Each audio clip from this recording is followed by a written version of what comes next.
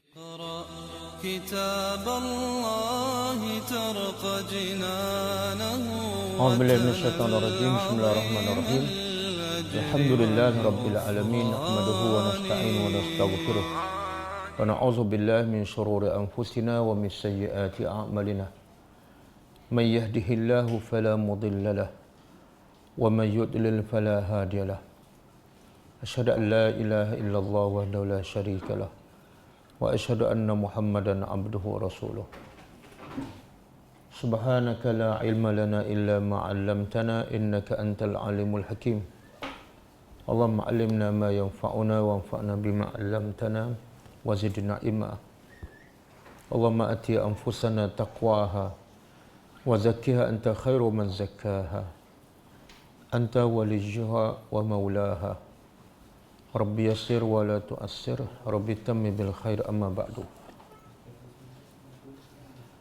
Okey, malam ni kita sambung ayat 89 lah. Sebelum kita sambung ayat 89, kita tengok pengajaran daripada ayatnya lepas.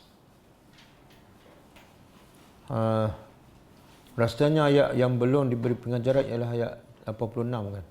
Kan? Ayat 86. A'udzubillahi minasyaitonir rajim. Ulaika allazina ishtarawul hayatad dunya bil akhirah fala yukhaffafu anhumul azab wala hum yunsarun. Pengajaran ayat 86.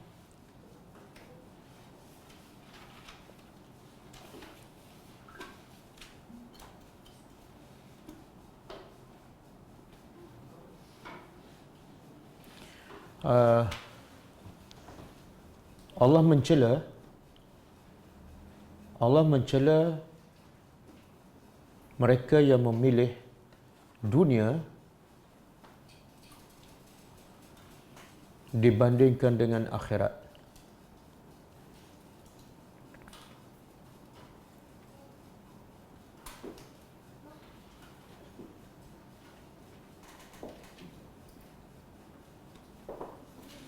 Yang kedua,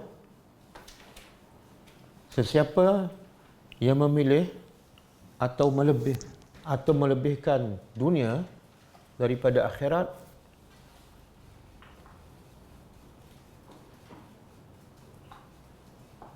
dia menyerupai orang Yahudi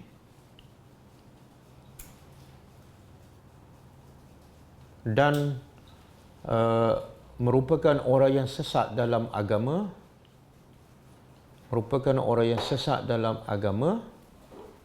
dan bodoh dari segi akalnya.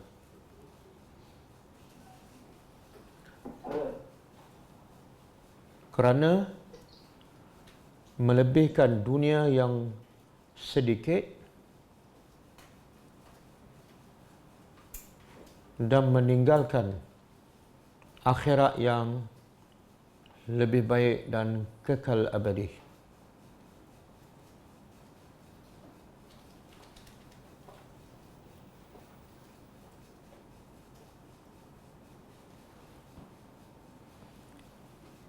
Yang ketiga kan? Yang ketiga, sesiapa yang diazab dalam neraka, ia tidak akan diringankan. Ia tidak akan diringankan sedikit pun, bahkan azabnya akan sentiasa bertambah dari semasa ke semasa.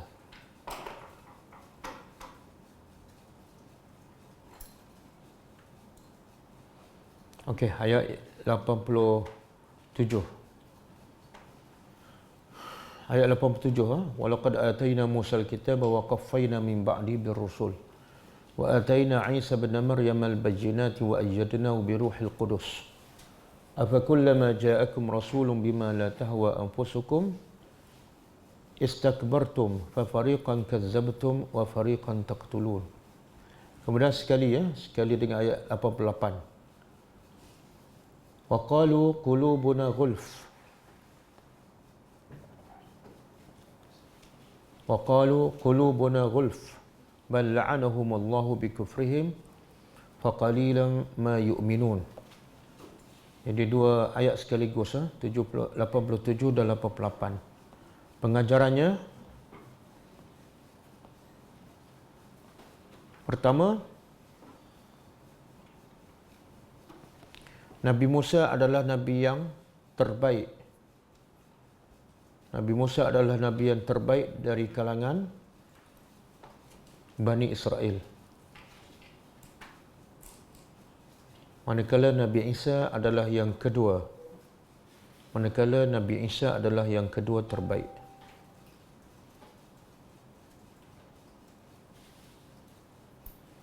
Yang kedua,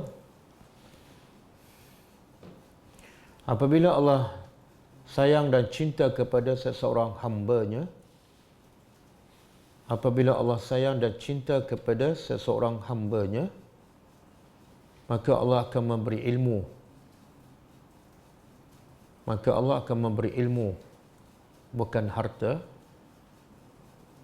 termasuklah memberi kitab, memberi kitabnya.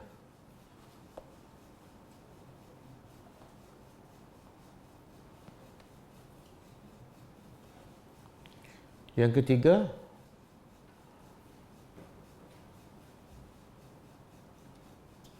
kebesaran dan kehebatan Allah yang boleh mencipta manusia tanpa ibu bapa seperti Nabi Adam, atau tanpa ibu seperti Hawa, atau tanpa bapa seperti Nabi Isa AS.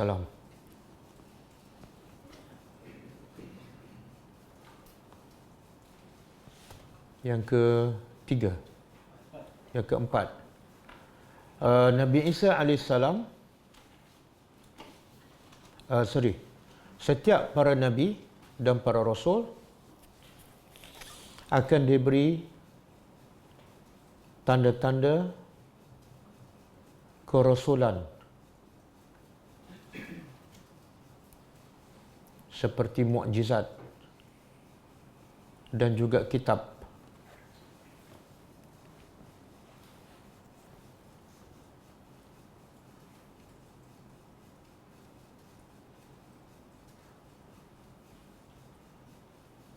Untuk membuktikan, untuk memudahkan kaum mereka beriman, untuk memudahkan kaum mereka beriman kepada Rasul tersebut.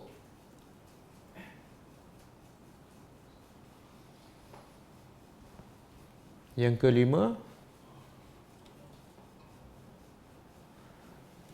kedegilan Bani Israel.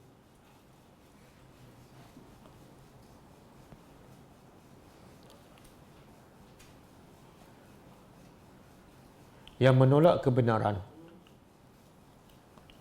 kebenaran hanya kerana kebenaran itu tidak sesuai dengan nafsunya.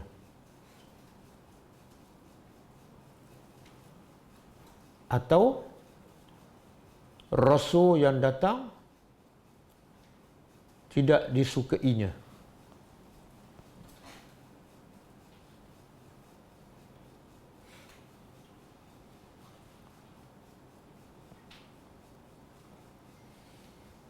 Yang ke-6, sesiapa yang sombong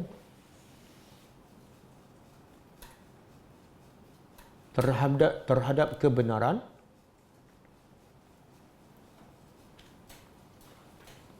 kerana kebenaran itu tidak selari dengan nafsunya,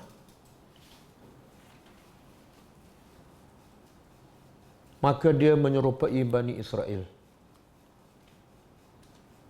Sesiapa yang sombong terhadap kebenaran, kerana kebenaran tidak selari dengan nafsunya, maka dia menyerupai Bani Israel ataupun Yahudi.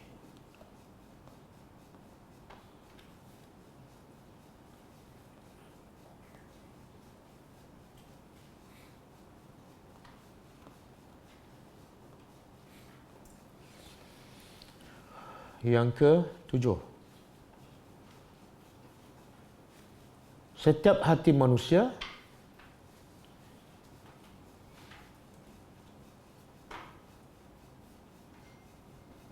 pada asalnya akan menerima apa sahaja kebenaran. Setiap hati manusia pada asalnya akan menerima apa sahaja kebenaran, kecuali di sana ada halangan-halangan.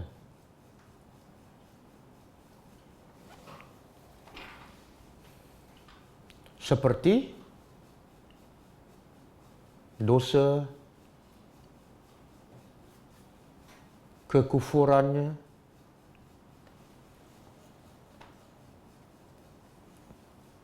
yang akhirnya akan menghalangnya daripada menerima kebenaran. Yang akhirnya akan menghalangnya daripada menerima kebenaran.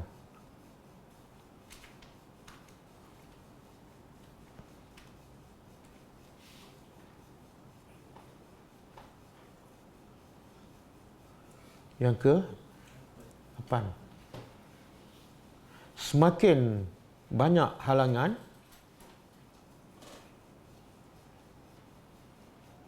semakin susah hati untuk menerima kebenaran.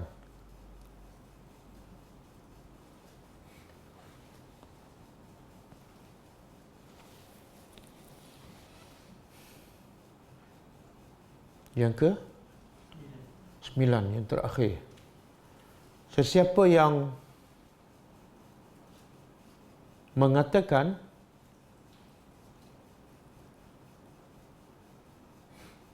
dia tidak beriman kerana hidayah belum sampai ataupun belum sampai seru, maka dia menyerupai Yahudi.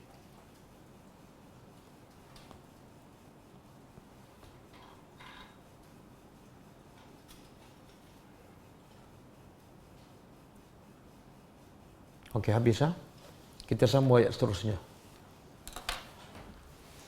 A'udzubillahi minasyaitonirrajim.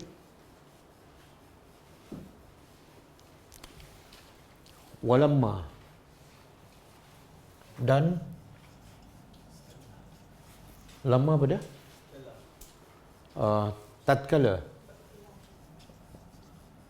tatkala jaa, telah datang, hum, kepada mereka, kitabun, kitab, min indillah, dari sisi Allah. Tengok, Allah nak bagi tahu penyakit. Ini juga antara penyakit penyakit Yahudi. Kalau kita perasan, sebelum ni mereka menolak kebenaran sebab tak sesuai dengan nafsu. Kan? Satu. Yang kedua, mereka menolak Rasul juga sebab Rasul tu bukan daripada bangsa mereka. Mana tak sesuai dengan nafsu juga. Satu, tolak kebenaran. Yang kedua, tolak Rasul yang tak sesuai dengan nafsu. Sekarang ayat hari ini Allah nak bagi tahu satu lagi penyakit. Penyakit Bani Israel, Yahudi, yang mungkin juga ada kepada umat Nabi Muhammad. Apa penyakit ni? Dan tatkala telah datang kepada mereka kitabun. Kitab ni di sini ialah Al-Quran.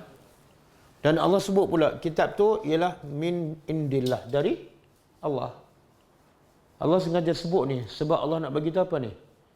Orang Yahudi ni bila dia tak rasa kebesaran Allah, maka dia tak pandang kitab tu datang daripada siapa. Yang dia pandang apa dia? Kalau manusia tak rasa kebesaran Allah, tak kenal Allah, tak cinta Allah, maka dia tak kisah kitab tu daripada Allah ataupun daripada siapa.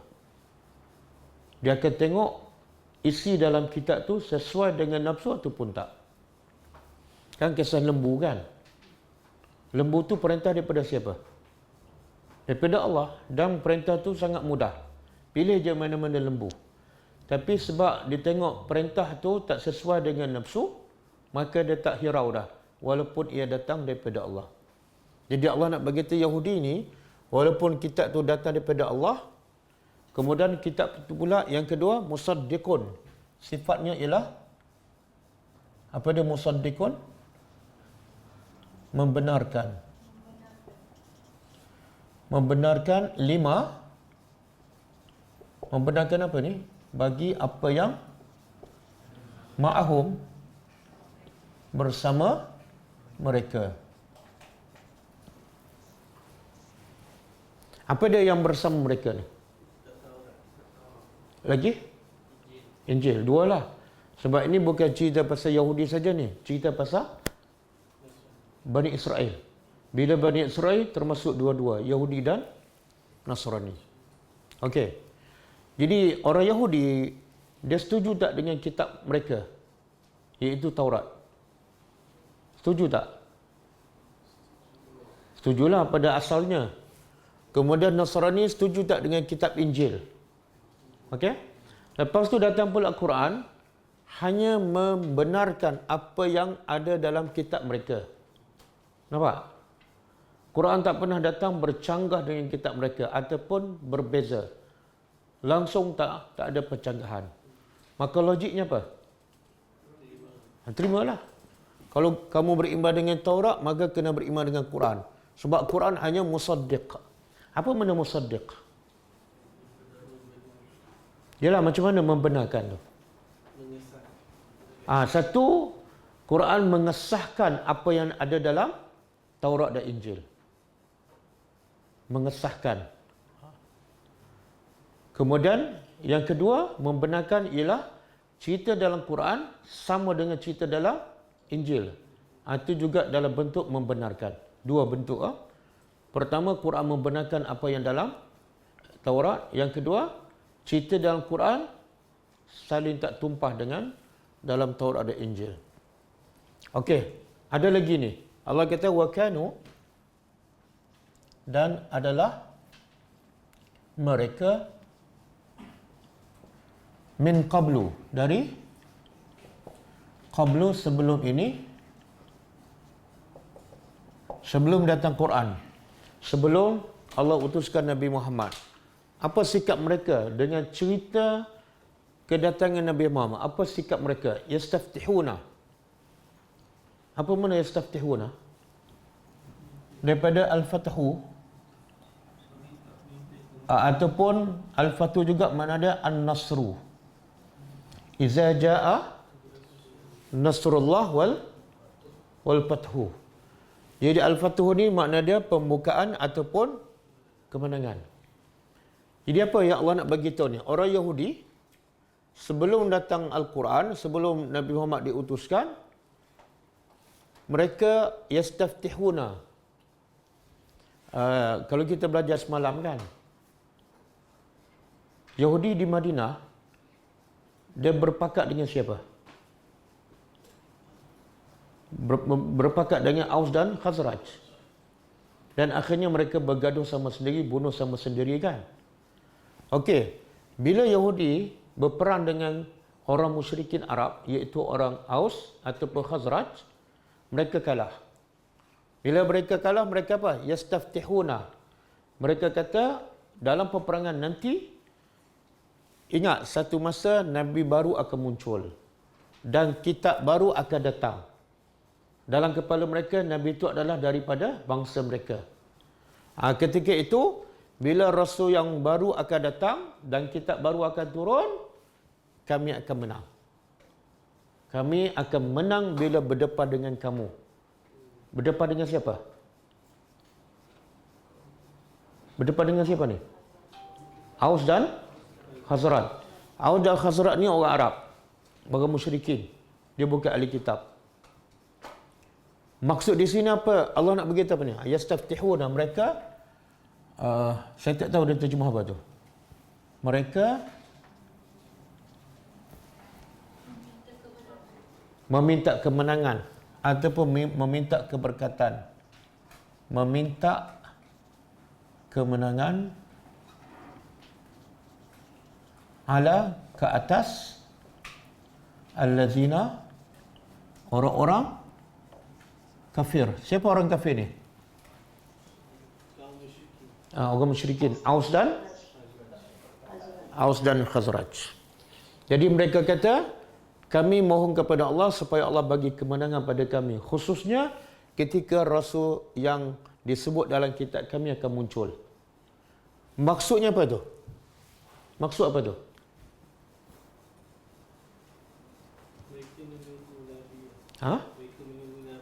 Allah nak bagi tu mereka cukup yakin dengan Nabi tu. Sampai dalam peperangan mereka macam kita lah, bila nak solat kita mula dengan apa? Doa iftitah. Ni yastaftihu iftitah ni. Jadi orang musyrik, orang Yahudi ni kalau berperang dengan Aus dan Khazraj, mereka mulakan dengan doa iftitah. Apa dah? Ya Allah, bagilah kemenangan pada kami berkat dengan Rasul yang akan datang nanti. Makna Allah nak bagi tahu mereka ni bukan setakat percaya pada Rasul ni, tapi mereka sampai tahap menggunakan nama Nabi untuk mohon kemenangan dalam peperangan. Sampai begitu sekali. Tapi tengok lepas tu apa berlaku. Falamma, maka lama, tatkala ja'ahum, telah datang kepada mereka ma'arafu, apa yang mereka arafu pada mereka kenal. Datang apa ni? Apa yang mereka kenal? Nabi dan juga Quran. Dalam ayat yang lain Allah sebut mereka kenal Nabi seumpama mereka kenal apa? Anak-anak lelaki mereka. Ada kan? Allazina atainahumul kitab ya'rifunahu kama ya'rifuna abna'ahum. Mereka yakin Nabi akan datang ni, mereka kenal seolah mereka kenal anak lelaki mereka. Tapi bila datang betul-betul, apa berlaku? Kafaru bih. Mereka ingkar dengannya. Kenapa mereka ingkar?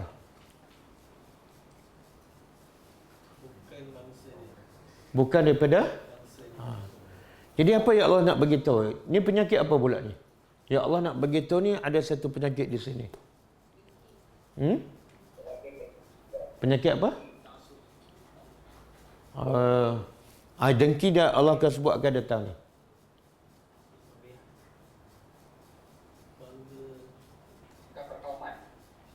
Perkauman ya, dengki pun ya. Penyakit hati. Tak, penyakit macam ni. Dia tolak kebenaran yang dia sendiri dah. Itu penyakit lagi bahaya tu. Kalau sebelum tu dia tak percaya ataupun dia kena macam-macam tu biasa je, kemudian dah tolak, teruk juga. Tapi tak seteruk dalam keadaan dia betul-betul yakin 100%. Bahkan dia guna nama Muhammad dalam masa peperangan. 100% memang tiba-tiba datang dia tolak. Itu lagi menggambarkan mereka tu apa panggil? Bercanggah. Mereka tolak apa yang mereka sendiri percaya. Ada tak penyakit ni dalam masyarakat ni? Ada contoh? Apa dia? Contoh, orang Islam dia banyak tak baca Quran. Dia percaya tak Quran tu benar? Dia percaya tak ada satu pun yang salah dalam Quran? Kan? Tapi bila tiba-tiba dia belajar, dia tadabbur, bercanggah dengan amalan dia, ramai yang tak boleh terima. Tapi sebelum tu dia yakin Quran semua betul, tak mungkin salah. Sebab tu dia baca, dia khatam, dia nak pahalakan. Itu masih dia tak faham. Tapi bila dia faham, bila dia tadabbur, kata susah nak terima. Kena ambil masa. Betul tak? Itu penyakit. Dia yakin, dia percaya. Bila dia dapat tahu, dapat faham, dia tolak. Okey, maka apa balasan orang macam ni? Falaknatullah. Maka laknat Allah alal kafirin, ke atas orang-orang kafir. Okey. Contoh juga, masyarakat kita suka percaya bahawa Nabi itu adalah Rasul. Bahkan mereka kalau pergi ke Madinah, pergi ke kubur Nabi, mereka boleh menangis. Mudah je menangis, kan? Dan bila Rabiul Awal, mereka sambut Maulid Rasul. Bertahun-tahun. Tapi bila kita beritahu ini sunnah Nabi, apa sikap mereka? Oh, tak apalah. Ada tak bersama dengan ni Yahudi? Ada tak? Ada. Mulut kamu mengaku Nabi Muhammad adalah Rasul yang terbaik, Rasul akhir zaman, dan dia adalah ikutan yang terbaik. Tapi bila kita beritahu ini sunnah Nabi, yang kamu buat bukan sunnah Nabi, macam-macam alasan. Sebagai contoh mudah je. Kalau sebelum makan kan, kita baca doa apa? Tak sebelum ni, masa terdika dulu. Allahumma barik lana fima razaqtana, kan? Tapi bila diberitahu itu hadis dhaif, yang sahihnya pendek je, bismillah. Ada tak boleh. Betul tak? Itu penyakit tu. Mulut kamu kata Nabi Muhammad adalah Nabi yang terbaik. Kamu cinta pada Nabi, kamu sambut maulid Nabi. Tapi bila tahu ini yang sahih, ini betul-betul daripada Nabi, kamu ambil masa nak tukar. Kadang-kadang dia tak tukar langsung. Bahkan dia bagi alasan, tak salah. Tak salah. Tengok sekarang bulan Ramadan kan, siapa tak tahu? Siapa letih menjawab soalan? Ramai pelajar tanya, Ustaz, doa ni boleh amal tak? Doa ni boleh amal tak? Kita dah mengajar dah penat, dah letih kan? Kita dah bagi doa Nabi macam ni. Dia tanya lagi, sebab ada viral doa yang setiap malam ada doa khusus. Tapi pelajar tu juga bertanya, boleh tak lah? Just simple je bulan Ramadan kan? Tadabbur Quran, solat, kemudian doa minta ampun. Innaka afuwun tuhibbul afwa. Jadi doa yang macam-macam jenis tu, kenapa kita nak hiraukan? Satu. Yang kedua, yang kita dah belajar doa daripada Nabi, zikir daripada Nabi pun belum kita amalkan. Bila dengar daripada zikir yang lain, kita dah tanya, boleh amal ke tak? Yang Nabi, yang dia belajar daripada Nabi, belum diamalkan. Penyakit tak? Penyakit apa tu? Yahudi ni sebelum ni percaya tak pada Nabi yang akan muncul? Percaya tak? Yakin tak? Tapi bila datang betul-betul, itu penyakit tu. Okey. Jadi balasannya Allah kata laknat Allah kepada orang. Apa makna laknat?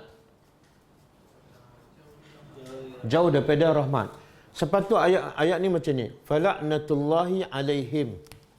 Dalam bahasa Arab, alaihim, ke atas mereka. Allah, sepatut Allah guna ganti nama dhamir. Sebab disebut di sini kan, mereka kan telah datang pada mereka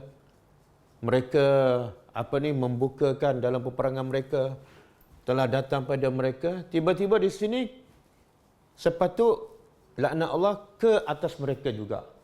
Tapi Allah tak sebut mereka, Allah sebut orang kafir. Apa hikmahnya?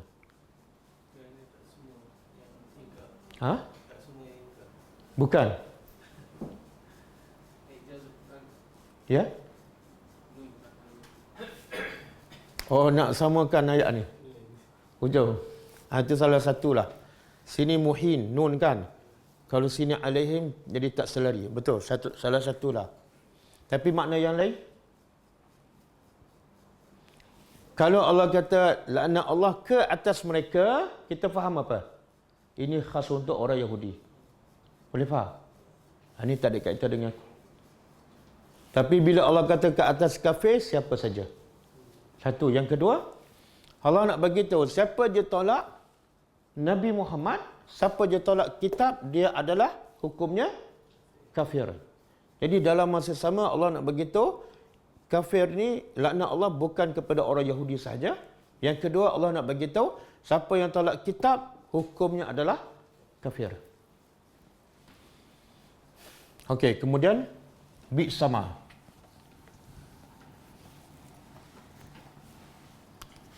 Bi'sama, bi'sa dalam bahasa Arab makna dia seburuk-buruk. Asal dia bi'sa. Lawan dia nikma. Nikma sebaik-baiknya. Okey, bi'sama makna seburuk-buruk. Seburuk-buruk sesuatu ishtarau, mereka diterjemah apa? Mereka menjual ke membeli? Ha? Menjual. Yang Faisal? Dia dalam tafsir pun ada dua tafsiran. Ada yang mentafsirkan ishtarau menjual, ada yang mentafsirkan membeli. Tapi yang lebih tepat, asal ishtarau ialah membeli. Kalau menjual apa dia? Ba'u. Ba'a, kalau ramai ba'u. Al-bay'u. Yang lebih tepat ialah mereka membeli. Membeli bihi dengannya. Dengannya balik pada apa ni? Balik pada kitab ni. Mereka membeli anfusahum, diri-diri mereka. Diri-diri mereka. Apa maksud ni? Iaitu mereka membeli diri mereka, mereka pentingkan diri mereka dengan menjual, harganya ialah apa dia? Di sini balik pada kitab. Maknanya dia jual Al-Quran untuk membeli dirinya, maksudnya untuk beli dunia.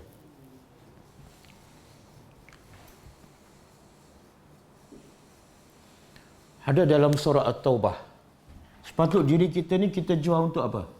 Untuk kita ke untuk Allah? Ada kan? Dalam surah At-Taubah, innallaha ishtara minal mu'minina. Cuba cari ayat berapa ni? Innallaha ishtara minal mu'minina anfusahum. Surah At-Taubah.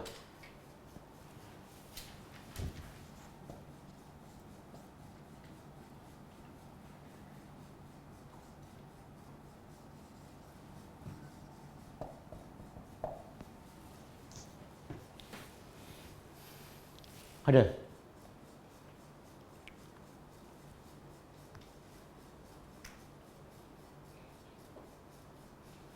Cuba ke tak? Surah At-Taubah ayat 111. Cuba baca bersama. Innallaha ashtara minal mu'minina anfusahum wa amwalahum bi anna lahumul jannah.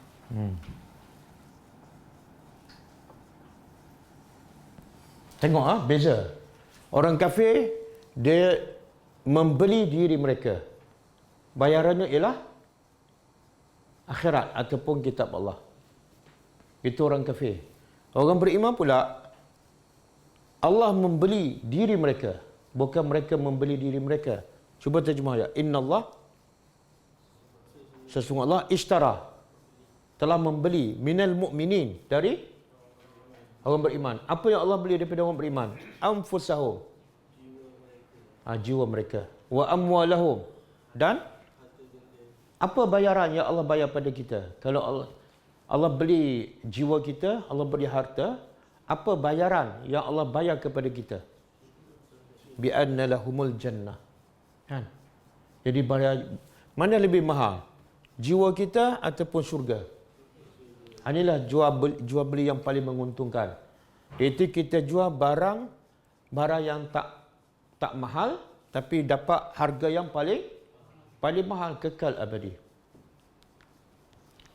Sebab itulah bila turun ayat ini sahabat gembira. Tapi Abu Bakar menangis. bila turun ayat ni. Kenapa sahabat gembira? Sebab mereka akan dapat surga. Kenapa pula Abu Bakar menangis? Kenapa Abu Bakar menangis? Jadi sahabat tanya Abu Bakar, kenapa kamu menangis? Kan Allah nak bayar dengan syurga.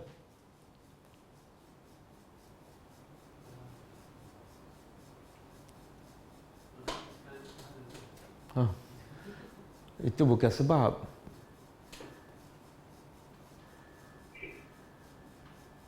Abu Bakar menjawab, aku menangis sebab Abu Bakar terharu. Terharu sebab apa? Sahabat lain semua gembira. Kenapa Abu Bakar seorang menangis? Terharu tu sebab apa? Dia rasa dia tak layak.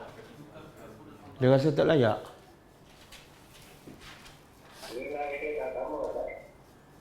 Nilai dia tak sama. Betul lah.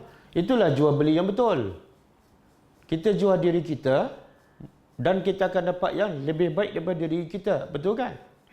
Yang jual beli yang rugi ialah kita jual diri kita ni macam orang kafir jual diri dia, tapi yang dia dapat apa dia? Neraka. Yang dia jual, yang dia tolak apa dia? Al-Quran ataupun akhirat. Itu jual beli yang rugi. Tak, Abu Bakar menangis sebab ni. Abu Bakar memberitahu pada sahabat, aku menangis sebab rahmat Allah begitu besar dan luar biasa kepada hamba-Nya. Apa rahmat Allah? Surga ni milik siapa? Jiwa manusia milik siapa? Harta manusia milik siapa? Jadi sebenarnya Allah beli barang siapa ni? Allah beli barang dia dan dia bagi pula barang yang tu Abu Bakar menangis. Boleh faham? Boleh faham? Apa? Ya, faham Ustaz. Macam ni. Saya bagi pada Epa sebuah kereta X70 lah. Saya bagi free je. Lepas bulan, saya kata Epa, jual X70 pada saya. Pada kereta saya pun. Dan saya akan bagi BM dan Merc 2 biji sekaligus. Epa rasa apa? Saya nak beli tu memang yang saya punya pun. Ada tak manusia macam tu? Dia bagi, lepas tu dia minta jual balik barang yang dia bagi. Untuk apa? Untuk dia bagi yang lebih baik. Ada tak manusia macam tu? Tak ada. Kalau ada, orang tu ada masalah kan? Itulah Allah. Dia bagi jiwa kita, dia bagi harta, kemudian dia kata, jual balik. Untuk apa? Aku bagi yang jiwa yang jauh lebih bahagia dan kekal dalam syurga. Sebab tu Abu Bakar menangis. Okey. Tapi orang kafir dia tak faham.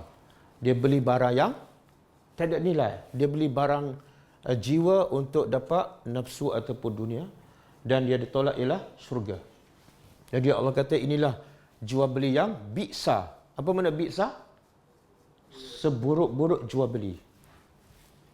Dan kemudian Allah huraikan ay yakfuru, jual beli ini iaitu bahawa mereka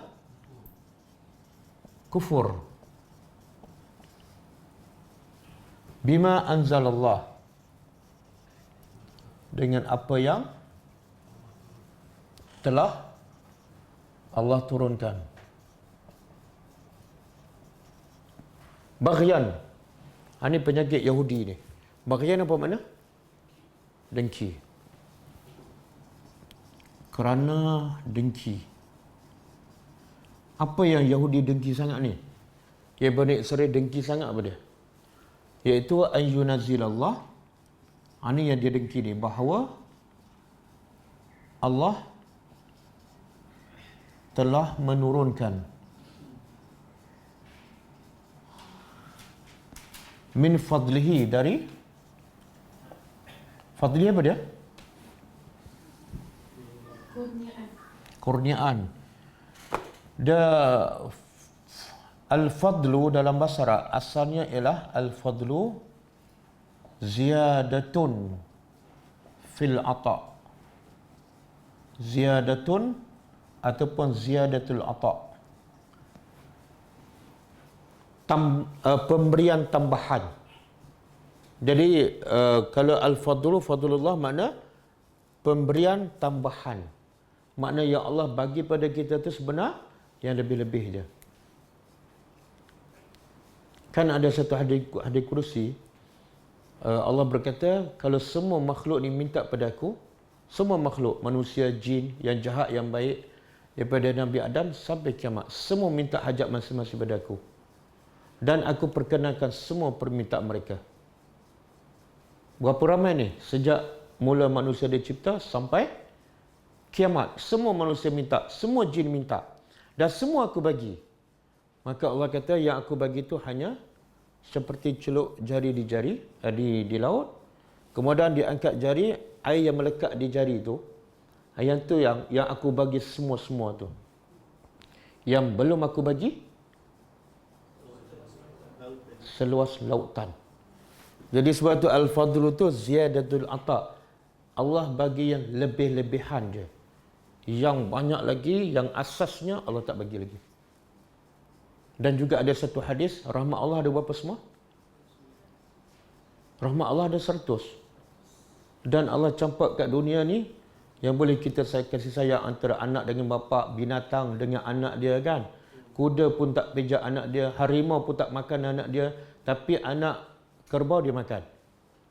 Semua tu hanya satu rahmat Allah. 99 lagi duduk kat mana? Allah simpan untuk akhirat. Kan? Jadi Allah menurunkan daripada anugerahnya ataupun kelebihan daripada pemberiannya. Maksud di sini apa dia? Apa maksud kelebihan di sini? Iaitu Al-Quran. Jadi Allah menurunkan orang Yahudi baghyan, dengki. Dengki sebab apa? Sebab Allah telah memberi kelebihan itu ke atas man. Siapa yasha, dia kehendaki. Min ibadihi, dari hamba-hambanya.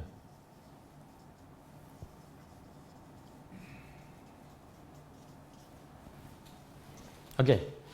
Siapa ni? Kelebihan ni ialah Al-Quran, dan Allah bagi kepada siapa yang dia kehendaki. Siapa ni? Nabi Muhammad. Jadi Yahudi yang dengki ni yang mana ni? Yang Yahudi dengki sangat ni. Iaitu Quran diberi pada man. Man ni Nabi Muhammad.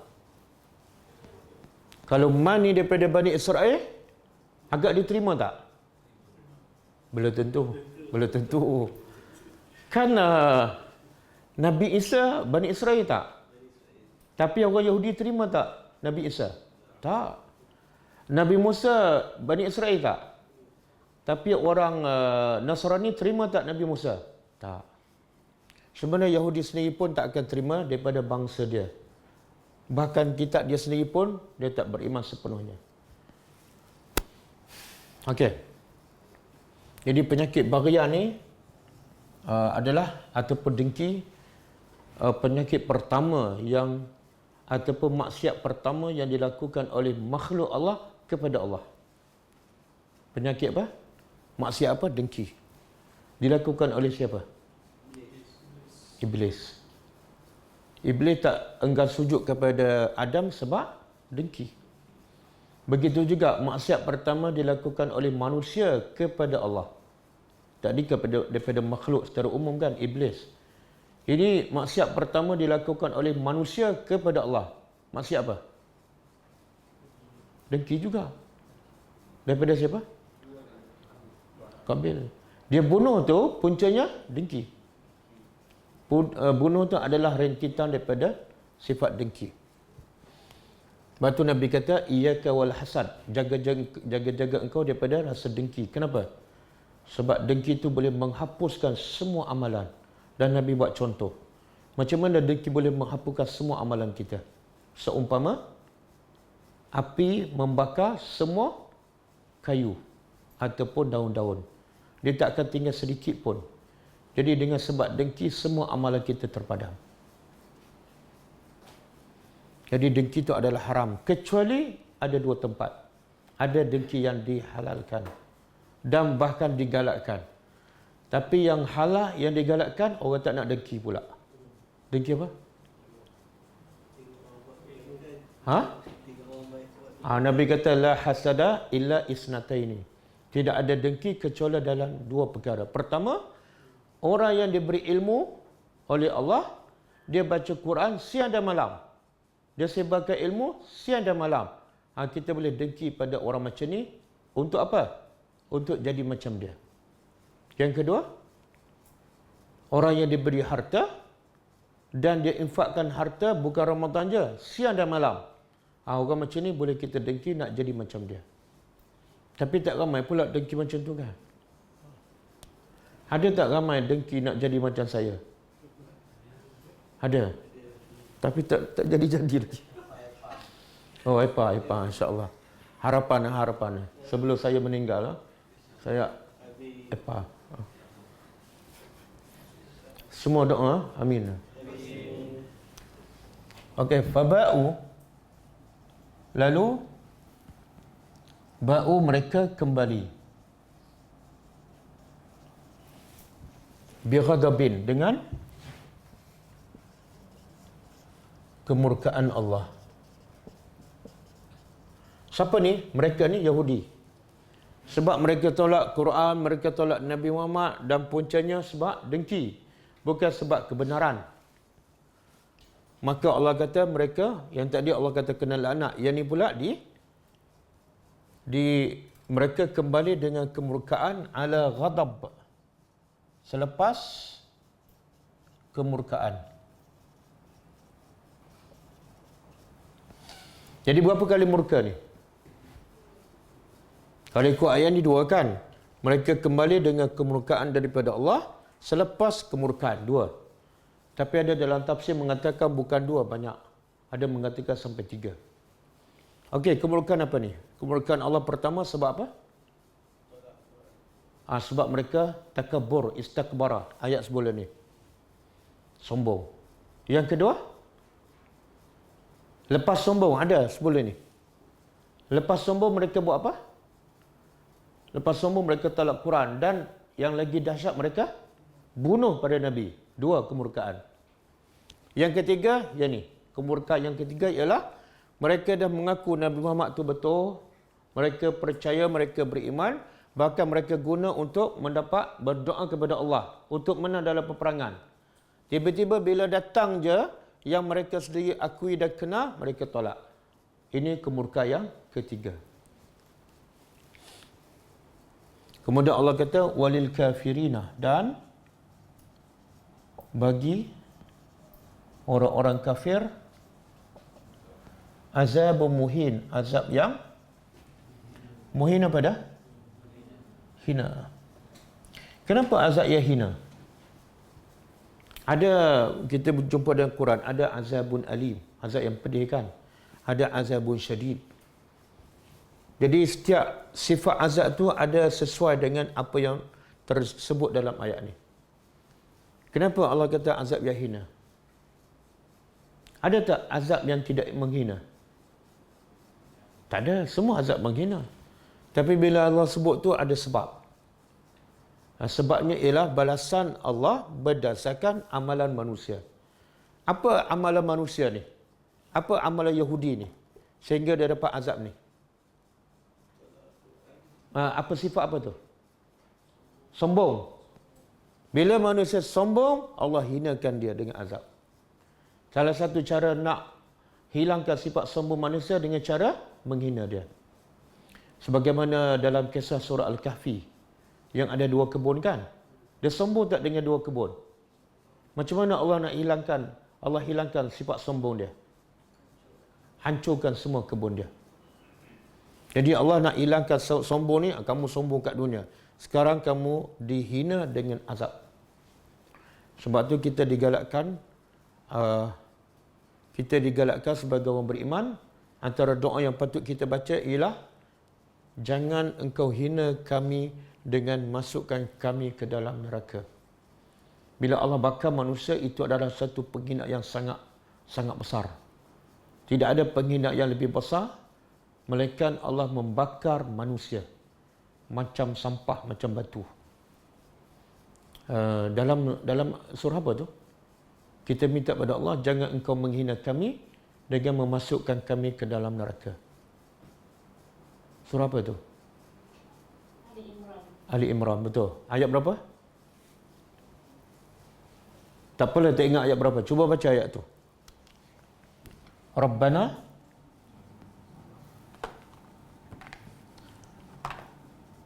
Rabbana innaka man tudkhilin nara faqad akhzaitah wa ma lizzalimina min ansar. Okey, cuba baca. Cuba terjemah. Rabbana, wahai Tuhan kami, innaka, sesungguhnya engkau, man tudkhilin nar, siapa saja yang engkau masukkan orang tu ke dalam neraka, sebenarnya faqad akhzaita, engkau sebenarnya telah menghinanya.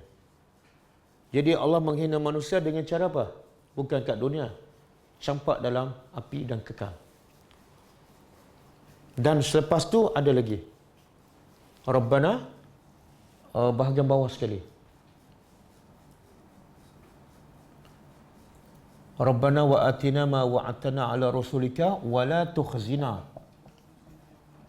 tukhzina yaumal qiyamah innaka la tukhliful mi'ad. Akhir surah Ali Imran. Allah, kita minta kepada Allah, wala tukhzina, sesungguhnya wahai Tuhan, janganlah engkau menghina kami. Menghina macam mana ni? Siapa je masuk neraka engkau hina, maka jangan hina kami yaumal qiyamah dengan memasukkan kami ke dalam neraka. Okey, boleh ha? Jadi kesimpulan daripada ayat yang kita belajar ni, apa penyakit, apa pengajaran yang besar, ataupun apa penyakit manusia yang Allah nak tegur? Walaupun ayat ini turun pada berkenaan dengan orang Yahudi, tapi pengajarannya semua. Yahudi yang Allah tegur ni, Yahudi zaman Nabi Musa ke zaman Nabi Muhammad? Zaman Nabi Muhammad. Dan kitab mereka ketika itu, kitab Taurat ke kitab Al-Quran? Maknanya dengan Nabi Muhammad ada depan mata mereka, dengan kitab Quran mereka dengar daripada mulut Nabi sendiri, pun mereka masih ada dengki, pun mereka masih menolak Al-Quran. Maka kemungkinan tak kita yang bukan duduk depan Nabi dan bukan dengar Quran daripada mulut Nabi, kemungkinan tak kita juga akan menolak Al-Quran? Mungkin dalam keadaan kita tak sedar, mungkin tak. Dan mungkin tak kita mengaku Nabi Muhammad adalah Rasul kita, tapi dalam kehidupan kita, kita sebenarnya menolak sunnah Nabi. Mungkin tak? Mungkin. Jadi pengajaran yang paling besar ialah jangan kita bercakap lain, buat lain. Mulut cakap cinta Allah, cinta Rasul. Bila dengar ayat Quran, bila dengar sunnah Nabi, kita tak teringin nak amalkan terus. Sebenarnya kita tidak ada cinta. Cinta ialah, Allah kata apa? Qul in kuntum tuhibbunallah fattabi'uni. Kalau betul kamu cinta Allah, terus ikut Nabi. Jangan ambil masa. Jangan banyak alasan. Okey, cukup ah.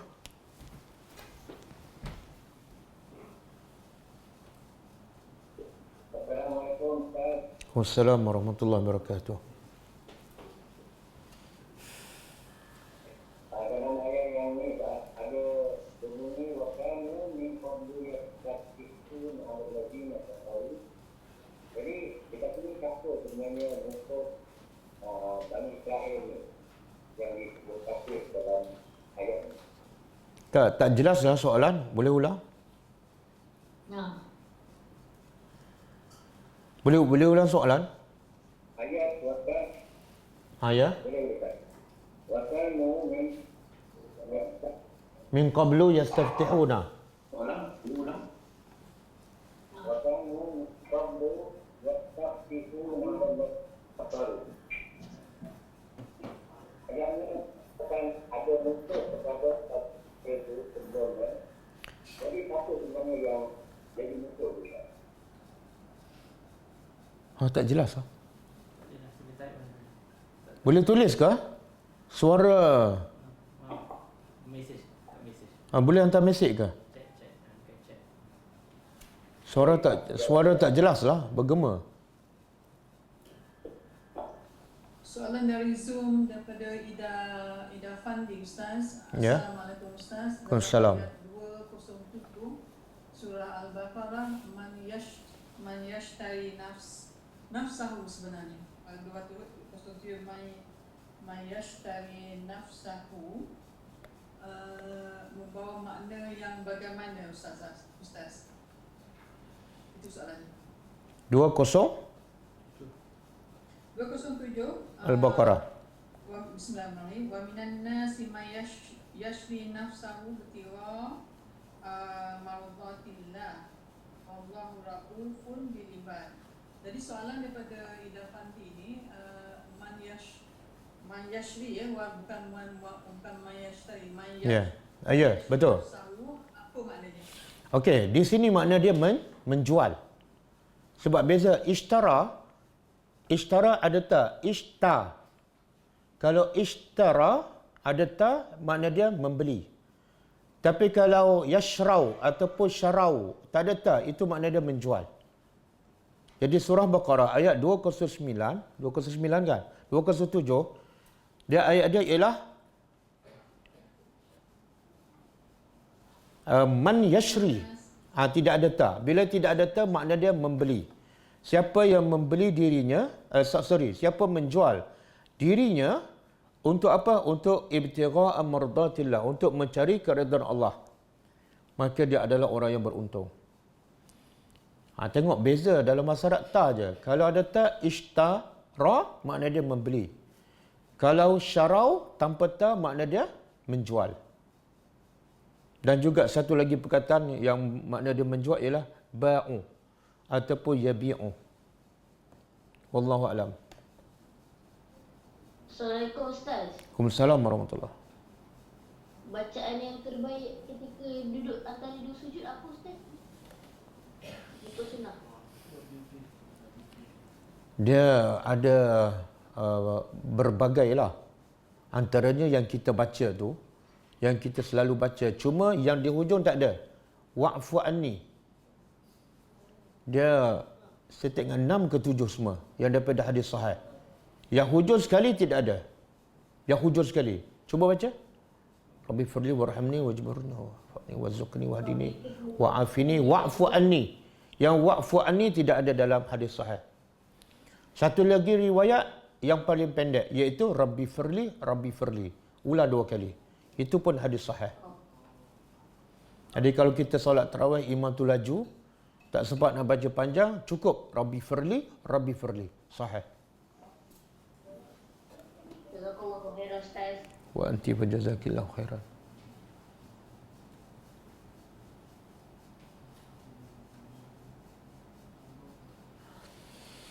Salam Ustaz, boleh Ustaz cadangkan buku hadis untuk dibaca sebagai permulaan mengenal hadis-hadis?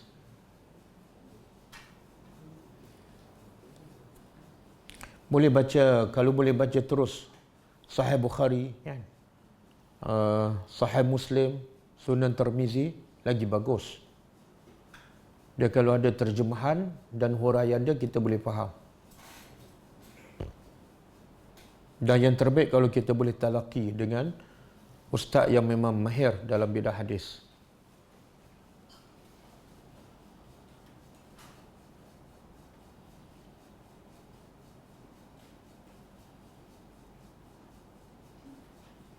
Apa soalan ni? Ha? Mana ni? Facebook ada. Bila kita menzari orang sakit, apakah doa yang betul dan amalan Nabi untuk orang sakit? Adakah betul membaca Yasin kepada orang sakit? Tidak ada dalil yang sahih disunatkan membaca Yasin.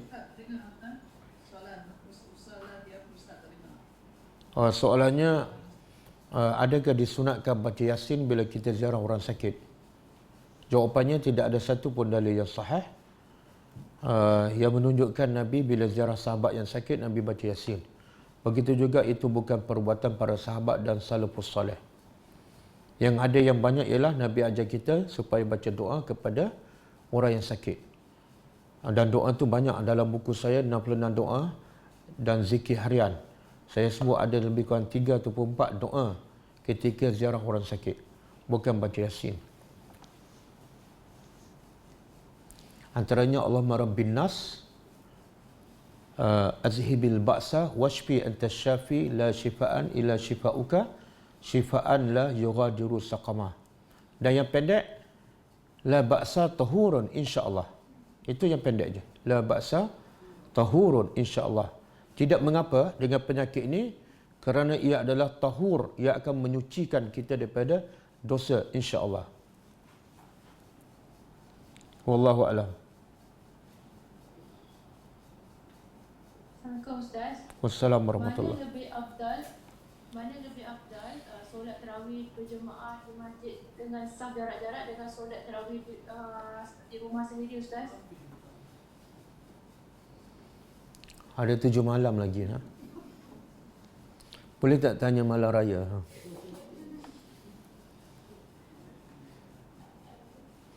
Dia kalau tanya saya, solat yang terbaik ialah solat ikut sunnah Nabi. Nabi kata, sallu kama ra'aitumuni usalli. Hendaklah kamu salat sebagaimana kamu lihat aku salat. Bagaimana Nabi salat? Safnya rapat. Jadi kalau tanya saya, yang terbaik ialah salat dalam keadaan saf kita rapat. Tapi sekarang di masjid tak mungkin, kan? Kita solat di rumah bersama keluarga, rapatkan saf. Wallahu a'lam. Jazakallah khairan Ustaz. Wa anti wa jazakillahu khairan. Apa hukum memakai nikab? Adakah situasi di mana ianya menjadi wajib? Apa hukum memakai niqab? Niqab ni mana? Tutup muka lah. Dia ulama beza pendapat lah. Tapi daripada pembacaan saya, dalil yang paling kuat ialah wajib memakai niqab. Dalil yang paling kuat daripada Quran, daripada hadis.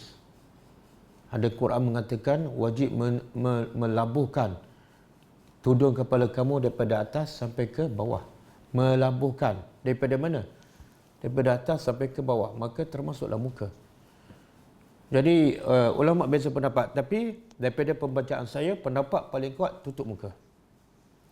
Pendapat yang dalilnya kurang kuat ialah semua badan wanita adalah aurat kecuali muka dan tangan.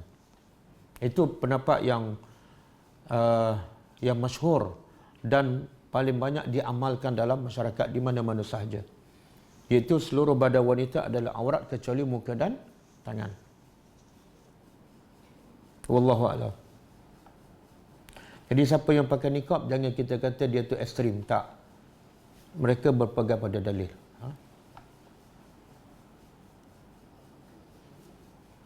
Kalau berpandukan Imam Syafi'i, apa dia punya pandangan Ustaz? Kalau ikut Imam Syafi'i pun kena tutup. Kalau ikut Imam Syafi'i pun kena tutup. Boleh search, boleh Google lah. Tengok perbandingan antara dalil yang mengatakan wajib dengan dalil yang mengatakan tidak wajib.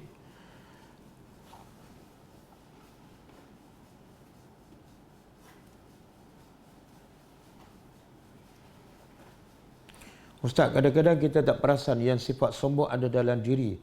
Macam mana hendak hindarinya? Contohlah, bila kita jumpa orang tak tegur, sombonglah tu. Bila kita jumpa orang tak senyum, sombonglah tu. Bila jumpa orang tak bagi salam, sombonglah tu. Dia mudah je. Kenapa kita tak nak senyum pada orang? Sebab kita ada rasa kita ni lebih baik pada dia, kan? Kenapa aku nak tunduk pada dia? Kenapa aku yang nak senyum? Sombonglah tu. Jadi ciri-ciri orang yang tak sombong apa dia? Dia yang mula-mula merendah diri, mula-mula senyum, mula-mula bagi salam.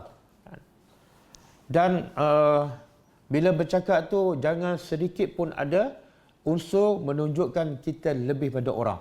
Dari segi ilmu ke, dari segi harta ke, dari segi pangkat ke, apa-apa saja jangan tunjuk kelebihan. Kadang-kadang kita menceritakan tentang harta kita, itu ada unsur sombong. Macam yang ada 2 kebun dalam surah Al-Kahfi. Cerita aku lebih banyak harta, itu sombong itu. Kan? Iblis pula kata apa? Aku lebih baik. Sombonglah tu. Sebab tu kata Syekhul Islam, antara ciri-ciri sombong ialah dia guna perkataan ana. Aku lebih baik, aku lebih banyak ilmu, aku pergi umrah, aku ada rumah. Itu ayat itu sombong.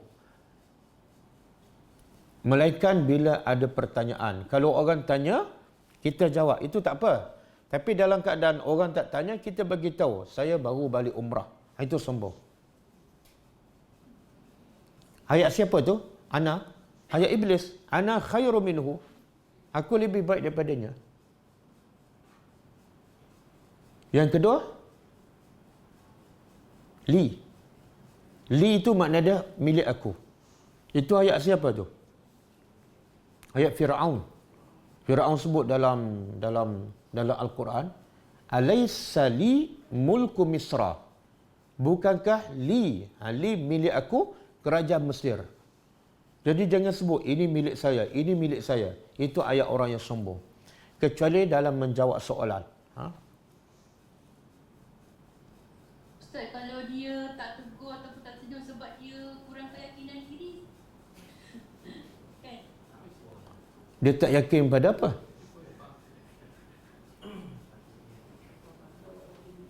Dia tak yakin pada apa? Dia malu. Dia lelaki ke perempuan? Sebab tu Nabi kata apa? La yu'minu ahadukum. Seseorang kamu tak beriman. Sehingga apa? Dia tak akan beriman. Ataupun imannya tak mungkin sempurna. Sehingga dia sayang pada saudaranya sebagaimana dia sayang pada... Bila dia tak senyum, maknanya dia tak sayang lah tu. Bila dia tak bagi salam, tak berdoa, dia tak sayang lah tu. Bila tak sayang, maknanya dia sombong lah. Sebab itulah Nabi kan, walaupun Nabi adalah orangnya yang terbaik, tapi bila Nabi jumpa sahabat, Nabi yang mula-mula bagi salam. Termasuklah bila jumpa kanak-kanak, kalau ikut adab, orang tua dengan kanak-kanak, siapa yang patut bagi salam dulu? Tapi Nabi mendahului. Sebab Nabi ni sifat dia sangat-sangat berendah diri. Kan? Kita kalau jumpa orang tua tak bagi salam, jumpa budak? Lagi tak? Budak pergi jauh. Sombong. Ini banyak benda-benda yang berlaku tanpa kita sedar. Jumpa orang tak senyum, jumpa orang tak bagi salam. Cakap pun sombong kan. Orang tanya sepatah, jawab sepatah. Muka pun macam ada masalah aja kan.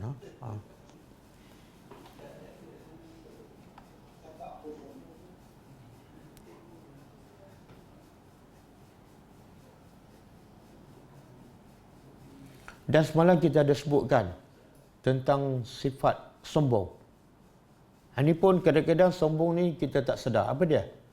Bila kita dengar kebaikan, bila kita dengar kebenaran daripada Quran dan hadis, kita tak cepat-cepat laksanakan. Itu pun sombong. Sombong tak? Dalam keadaan kita dosa pun banyak, amalan pun tak banyak, tiba-tiba dapat peluang untuk beramal, tiba-tiba tak nak beramal. Sombong tak? Sombonglah.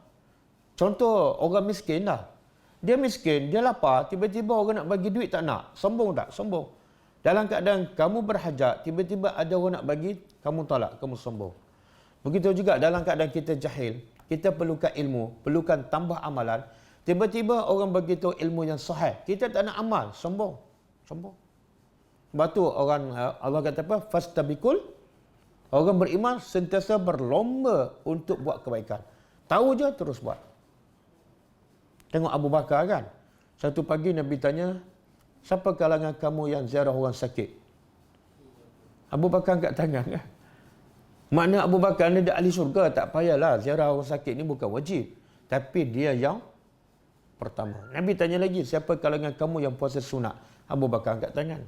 Siapa kalangan kamu yang mengiringi jenazah? Abu Bakar juga angkat tangan. Siapa di kalangan kamu yang apa satu lagi? Puasa sunat, ziarah orang sakit, mengiringi jenazah, bagi makan orang miskin. Abu Bakar juga cari orang miskin bagi makan. Jadi itu antara sombong juga ialah kita tak nak pergi cari orang miskin.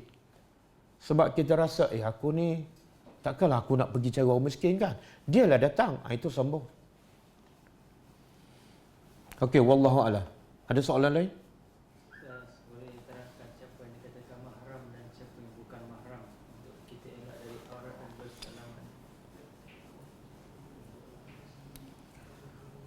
Mahram ni ialah yang kita boleh buka aurat. Siapa yang kita boleh buka aurat? Sebenarnya kita dah tahu kan. Yang kita boleh buka aurat kepada suami, kepada bapa mertua, kepada anak-anak kita, kepada anak saudara. Selain pada tu tak boleh. Kepada sepupu tak boleh. Kepada adik ipar, abang ipar, kadang-kadang kita guna istilah tu macam boleh je, tapi sebenarnya tak boleh. Dia panggil apa? Bapa saudara sabit. Bapa saudara? Makna bapa saudara pada suami. Bapa saudara suami. Tapi isteri itu boleh tak buka aurat pada bapa saudara suami? Tak boleh, tak boleh. Bersalam pun tak boleh, buka aurat pun tak boleh. Apatah lagi adik angkat, anak angkat, adik angkat, semua tak boleh. Kadang-kadang duduk satu rumah, anak angkat ataupun adik angkat kan. Bila duduk dalam rumah memang tak terjaga auratnya. Jadi yang boleh buka aurat, yang boleh bersalam memang tak ramai ya. Suami, bapa mentua, anak-anak kita, anak saudara. Selain pada tu memang tak boleh. Sepupu ke, adik ipar ke, dua pupu ke, bapa saudara sebelah suami ke, ataupun mak saudara sebelah isteri kita pun tak boleh kita buka aurat ataupun bersalam dengan dia.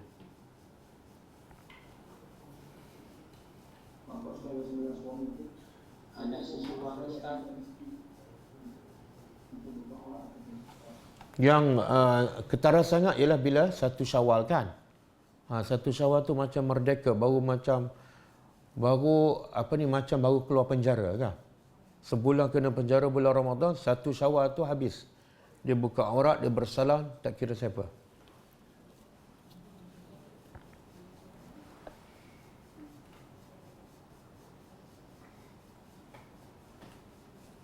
Okey. Tak ada soalan Kalau tak ada, cukup setakat ni kita tutup. Apa dia? Ada lagi?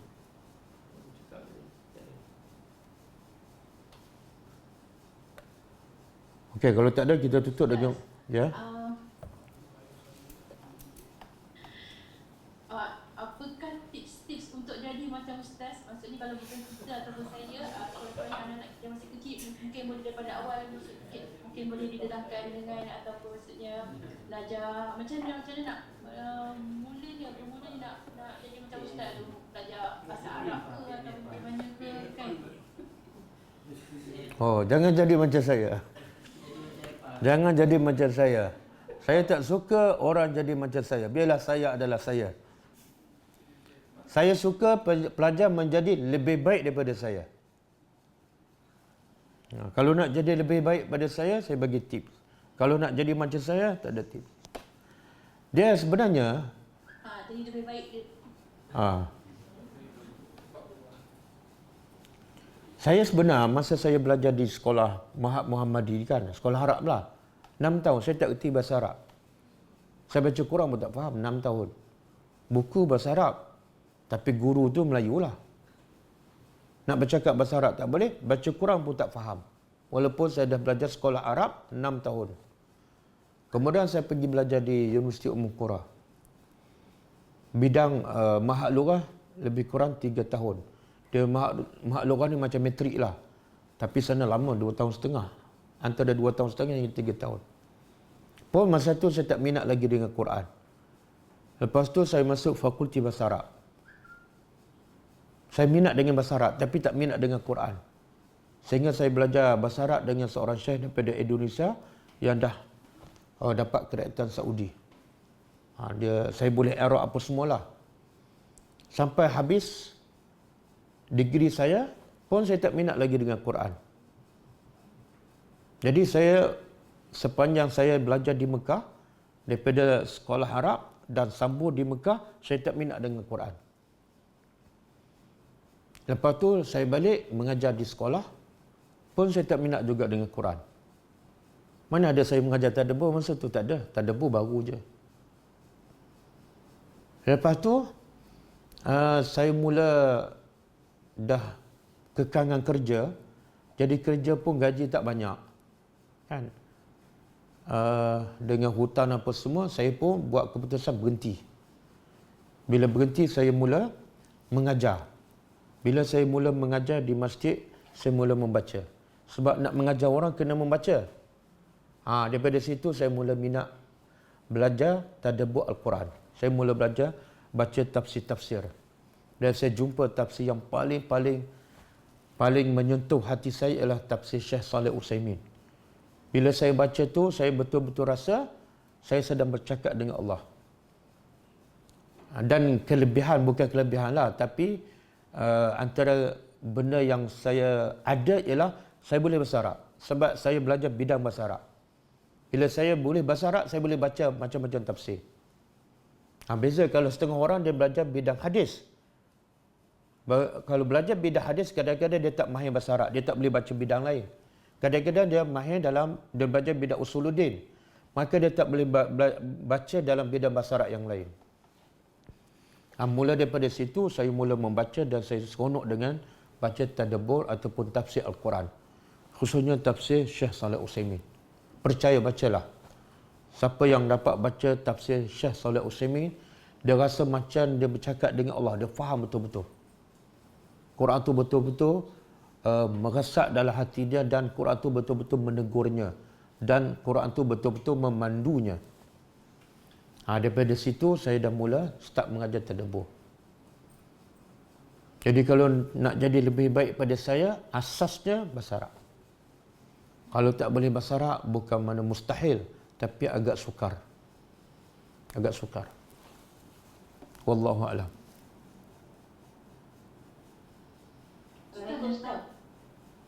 Ya? Waalaikumsalam warahmatullahi.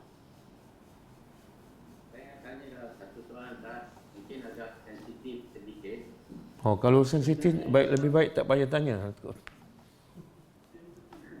Sensitif ke? Islam ni datang Nusantara ni, Ustaz. Islam datang ke Nusantara ni, siapa yang bawa, Ustaz? Sama ada pedagang-pedagang ataupun memang ada ilmuwan agama yang bawa agama Islam ke Nusantara ni. Dan kenapa kita punya fahaman ni agak jauh daripada sunnah Rasulullah itu sendiri, Ustaz? Itu soalan dia. Maaflah kalau sensitif sikit. Bagi saya tak sensitif lah. Dia kalau kita baca sejarah lah, kita pun tak ada masa tu kan. Kalau baca sejarah, yang bawa Islam ni ialah pedagang-pedagang lah. Pendakwah mana ada masa tu nak pergi jauh-jauh kan. Jadi pedagang bila dia perlukan duit, dia nak lebarkan perdagangan dia ataupun nak cari rezeki, dia berdagang lah. Dan kebanyakan pedagang ni kalau datang daripada negara Arab, dia berilmu. Daripada situlah mereka sambil berniaga, sambil mereka sebarkan ilmu. Tapi ilmu mereka bukan ilmu yang betul-betul daripada Quran. Dan bukan juga betul-betul daripada sunnah Nabi SAW. Sekadar ilmu. Itu satu bab. Yang kedua, dia datang daripada Yaman, ada yang datang daripada India, ada yang datang daripada Pakistan. Kemudian sementara nak sampai kat Malaysia tu macam-macam dah bercampur. Kan? Kadang-kadang dia ambil ilmu yang daripada masyarakat dia. Amalan daripada masyarakat dia. Kemudian sampai sini pula bercampur pula dengan amalan bangsa-bangsa lain. Akhirnya kita tak dapat Islam yang benar-benar original tu. Maka sebab itulah sekarang nak banding dengan dulu. Dulu memang mana kita boleh belajar hadis Sahih Bukhari kan? Ustaz-ustaz dulu mana yang betul-betul belajar kitab Sahih Bukhari? Yang belajar tu biasa kadang-kadang daripada kitab kuning. Kitab kuning kadang-kadang tak ada dalil kan? Jadi mereka sampaikan ilmu pada masyarakat sekadar apa yang mereka baca dalam kitab tu. Tapi sekarang berbeza. Sekarang orang boleh belajar kitab Sahih Bukhari, kitab Sunnah Sittah dan macam-macam. Boleh pergi ke Mesir, boleh pergi ke Jordan, macam-macam. Dan kita nak dapatkan ilmu yang sahih sangat mudah sekarang. Petik jari je. Jadi kenapa ilmu dahulu banyak yang tak selari dengan sunnah? Wallahualam, mungkin pedagang yang bawa tu ilmu dia tak lengkap. Yang kedua, sebab yang dia bawa pun dah bercampur dengan amalan masyarakat setempat. Jadi akhirnya yang sampai pada kita dah yang tak ori dah. Orang panggil apa? Telefon buruk lah. Daripada A kepada B, B kepada C, akhirnya Yang last kali tu bukan hadis Nabi dah. Macam-macam dah bercampur. Wallahu alam. Assalamualaikum Ustaz. Waalaikumsalam warahmatullahi. Apa punya waktu 4 waktu solat dia tak pergi, tapi waktu isyak dengan tarawih dia pergi. Apa hukum Ustaz? Tak, kena tanya orang tu, kenapa dia tak pergi waktu lain? Tiba-tiba waktu isyak dia pergi. Kena tanya dia, kenapa dia buat macam tu? Sepatut orang Islam ni ada satu pendapat je kan? Satu pendapat, kalau pergi, pergi semua 5 waktu. Kalau tak pergi semua 5 waktu. Baru jelas. Bila ada pergi, ada ketika tak pergi, makna dia pun tak ada pendirian. Pendapat dia pun tak jelas kan, tak clear. Jadi tanya dia, sepatut tak berlaku macam tu. Kalau kita tak setuju dengan penjarakan, jangan pergi semua 5 waktu lah. Kalau setuju, pergilah semua. Kenapa nak pilih-pilih kan? Wallahu alam. Okey, cukup lah. Kita jumpa lagi besok insya-Allah. Kita tutup dengan membaca tasbih kafarah. Subhanakallahumma wa bihamdika asyhadu an la ilaha illa anta astaghfiruka wa atubu ilaik. Assalamualaikum warahmatullahi wabarakatuh. كتاب الله ترقى جنانه وتنى العظيم الأجر والغفران